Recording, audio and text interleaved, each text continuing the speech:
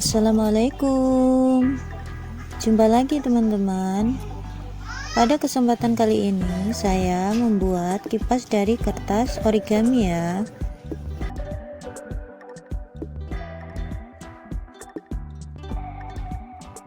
Untuk alat dan bahannya yaitu lem fork, gunting, stik es krim, dan kertas origami ya. Kita lanjut proses pembuatannya ya. Simak video ini sampai selesai. Bantu like, subscribe untuk mendukung channel ini ya. Jika ada pertanyaan, silahkan teman-teman tulis di kolom komentar ya.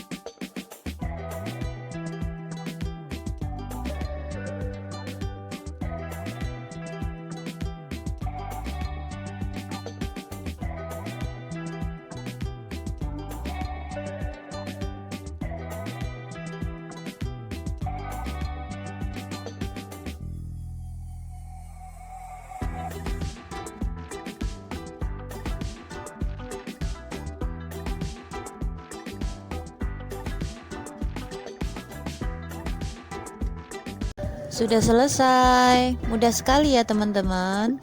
Selamat mencoba. Terima kasih sudah menonton video ini sampai selesai ya. Assalamualaikum.